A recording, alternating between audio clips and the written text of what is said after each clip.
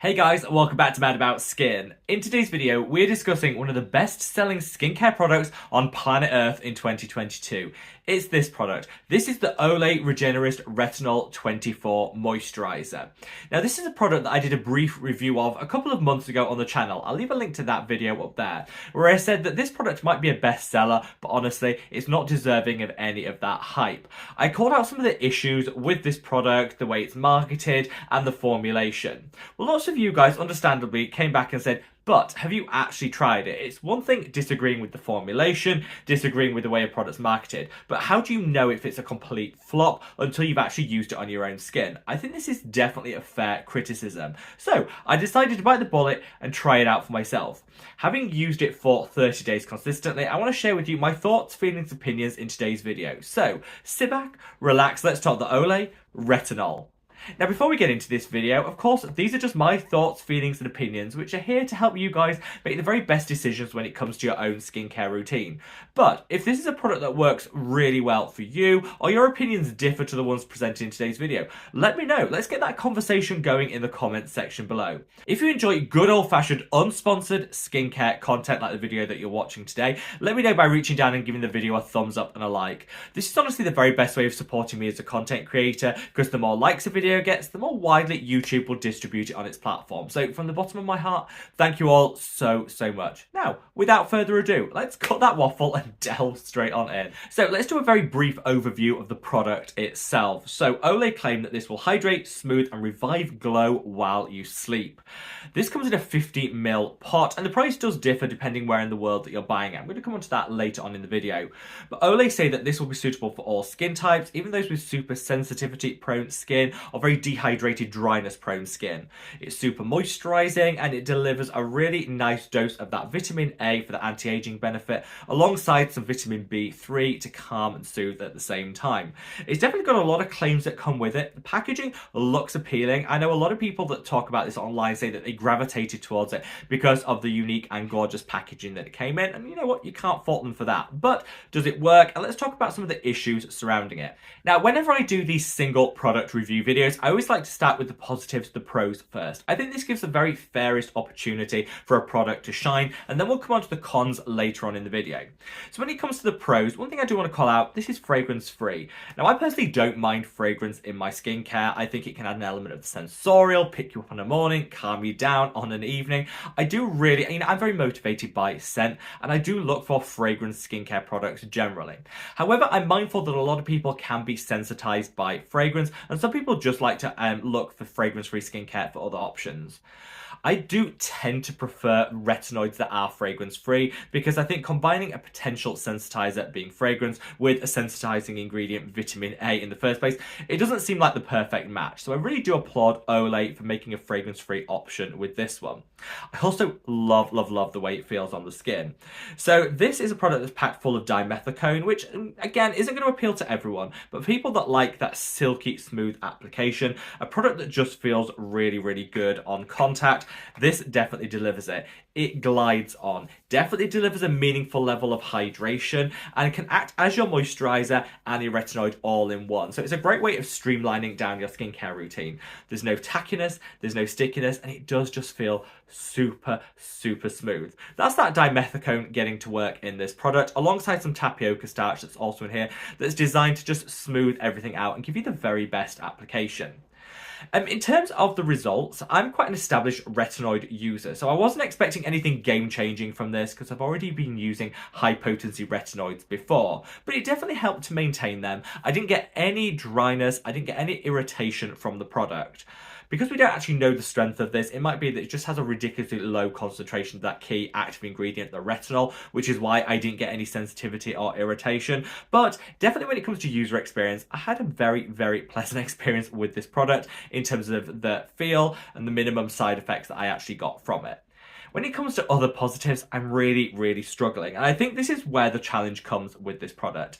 It might be a bestseller internationally, but there are some things you need to be aware of when you're making your decision on whether this is the right retinol for you. So when we come on to the cons, the negatives about this product, I think they far outweigh the positives. And the big one being, you just don't know what you're using when it comes to this. It's got two different forms of retinol in here, but they never disclose the concentration. Because they don't tell you the strength of the retinols used, you really can't match it to your individual skin's needs. Retinoids are some of the most sensitizing ingredients in the skincare world, and so you really need to know the concentration you're using to make sure that you're not overdoing it, risking sensitivity, or underdoing it and going to be disappointed with the results. I reached out to Olay and said, could you share this with me? And it was just a flat no. They don't want to share that information, and of course they don't have to, but as consumers we do have the choice to spend our money with brands that want to be transparent with us. Now of course Olay aren't the only brand in the skincare world that don't disclose percentages. Increasingly brands seem to be going down this route, and I definitely applaud them for it. But Olay aren't the only ones to do that. But I think because this is such a best-selling product, just having a little transparency to go alongside it, I think would be preferable. I'm going to hazard a guess when it comes to the types of retinoids used within here and the way that it worked on my skin, that this is a relatively low-strength retinoid. That's not an issue if you're a beginner or you've got a very sensitive skin type. That could work for you, but I think anyone that's already using a retinoid in their routine and switches to this is going to face some disappointment, because I just didn't get that sense that this was a particularly high potency option. But without that transparency, we honestly will never know. Another issue that I have with this one is the way that it's marketed. So they do two different versions of this. This is the Olay Regenerist Retinol 24, and they do a Retinol 24 Max.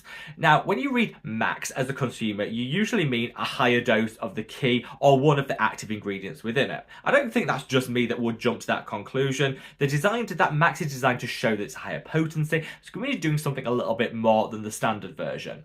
Well, actually, the Max, to my understanding, doesn't contain any additional retinol. It is just more moisturizing. Well, you know, moisturizers are moisturizers. There's nothing max about them, and I think this is a little bit deceptive, because I think people will be reaching for the max thinking they're going to get a little bit extra anti-aging, a little extra that dose of that retinol, when actually it's just going to be slightly more hydrating. Now, in a way, having an extra hydrating product isn't problematic. Calling it the max version is. Why don't they just refer to this one as the light version, giving a lighter level of hydration? I feel that that would be less misleading. People are reaching for a max version, expecting a little extra of the active ingredient, and really, honestly, getting none of it. The price point is also really troublesome with this. So this retails here in the UK full price around £35, but you never actually pay that. Everywhere you go, it's half price, or it's buy one get one free, or there's some offer on it.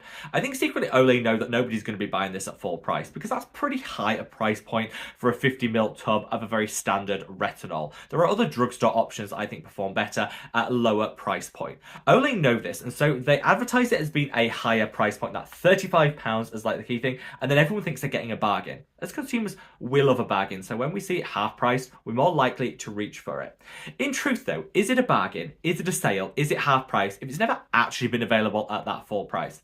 Here in the UK, we have some very strict consumer standards, and it has to be available at certain locations at that full price, but it's a pretty low number to actually qualify. So they're claiming that it's a high price point when actually it's always available on sale, which means I think that's just, again, another way of sucking us into a product that isn't all it's cracked up to be.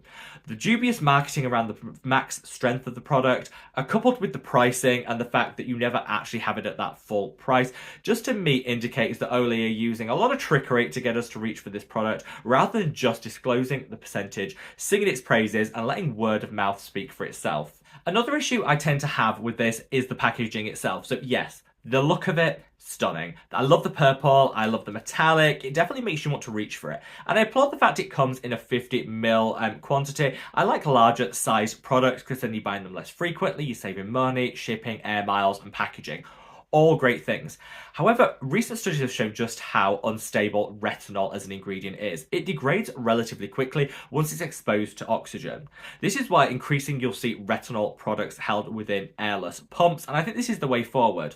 This is just in a jar which is open to the oxygen, to the elements. Now, of course, brands can use stabilizers and other ingredients alongside it to minimize that, but that degradation is definitely going to be occurring. In some instances, the studies show that actually 80% of the retinol in the product was degraded really quickly after a short period of opening. So if this is a product that you're opening and then not using relatively quickly, you might actually not be getting the full dose of retinol that maybe you think you are at the start. Because we don't know what that start product concentration is, this is further problematic because you certainly don't know what you're ending with.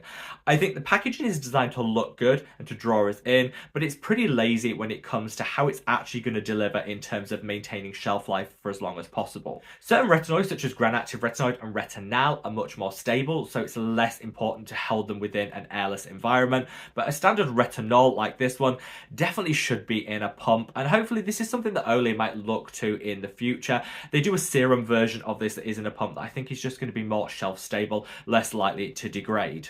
Finally, let's just talk about the fact that Olay aren't a cruelty-free brand. This is something that matters a lot to me, but I do appreciate it doesn't matter equally to everyone out there. We all have to make purchasing decisions when it comes to our skincare based on our individual ethics, the things that we look for in terms of price point, values, and what the product's actually going to deliver.